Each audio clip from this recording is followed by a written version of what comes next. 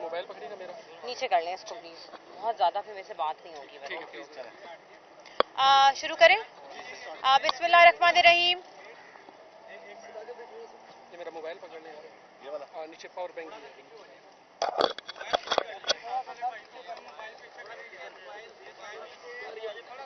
یہ شازے پکڑ لیتے.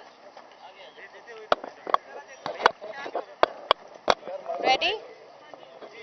بسم اللہ الرحمن الرحیم. آج الیکشن کمیشن کا کیس تھا جو کہ کہا گیا تھا کہ ہم اس کو آگے اس کا ٹرائل چلائیں گے اڈیالہ جیل میں.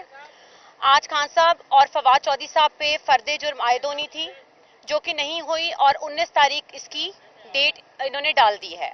سب سے پہلی بات میں یہاں پہ یہ کہنا چاہوں گی کہ میں ایز این اہلیہ مجھے کافی دشواری کا سامنا تھا جو میں اتنا لمبا چل کے اندر گئی ہوں, اور اس کے بعد پھر مجھے پورا اندر لے جایا گیا ہے. تو ایٹ لیسٹ خواتین کو ڈی آئی جی صاحب یا آئی جی پریزنس کو اتنا پرمیشن یا ای سی پی کو ہمیں دینی چاہیے کہ خواتین کی گاڑی اندر جانی چاہیے.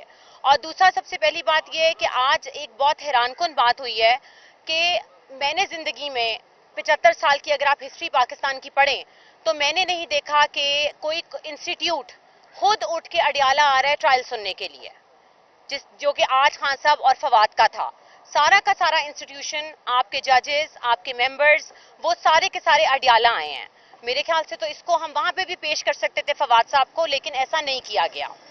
اور اب دیکھتے ہیں کہ 19 تاریخ کو فرد جرم عائد کرتے ہیں یا نیکسٹ پیشی ڈلتی ہے, ابھی اس کا کوئی پتہ نہیں ہے.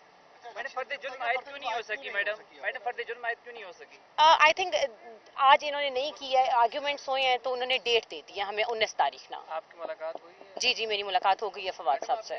ٹویٹ کی تھی کہ بھابھی اور بھتیجیوں کے جو ہے وہ حق جو ہے وہ مارا جا رہا ہے فیصل صاحب کو کر کے.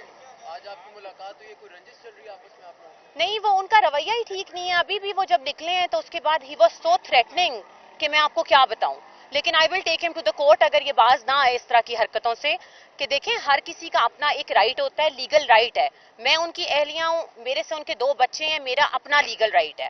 وہ بھائی ہیں, اگر وہ اس کے اندر لائر ہیں, ان کا علیحدہ ایک اپنا رائٹ ہے. ہم کسی کا رائٹ بیٹرے نہیں کرتے, اور میری ایسی ایز اے پروفیشنل اگر آپ دیکھیں تو میرے کبھی بھی آپ کو میری طرف سے کوئی تک کلامی نہیں ملی ہوگی. سوال کیا گیا تھا تو انہوں نے کہا کہ اس وقت ہبا کو ڈسکس کرنا ضروری نہیں ہے, تمام فوکس کیسز پہ ہے. پھر میرے خیال سے ان کو ڈسکس کر لیں ہم.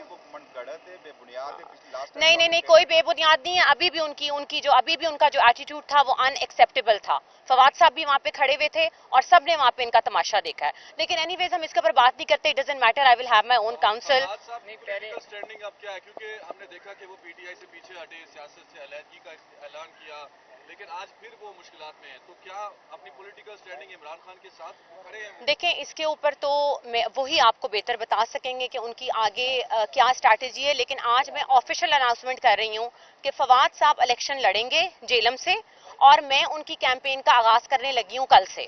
اور میں جا کے وہ جیل میں ہوں گے اور کیمپین ان کی اہلیہ کریں گی, ہبا فواد, انشاءاللہ جیلم سے. اور دیکھتے ہیں کہ اب یہ نااہل کرتے ہیں یا آگے کیا ہوتا ہے, وہ تو ابھی ڈیسائیڈ ہوگا. عمران خان اور فواد چودھری کی ملاقات, یہ ہم ڈیسائیڈ کریں گے ابھی. فواد چودھری اور عمران خان کے اندر ملاقات ہوئی اندر؟ ہاں جی, آئی مین کٹھے بیٹھے ہوئے تھے سب لوگ, لیکن انہوں نے مجھے آگے نہیں بیٹھنے دیا.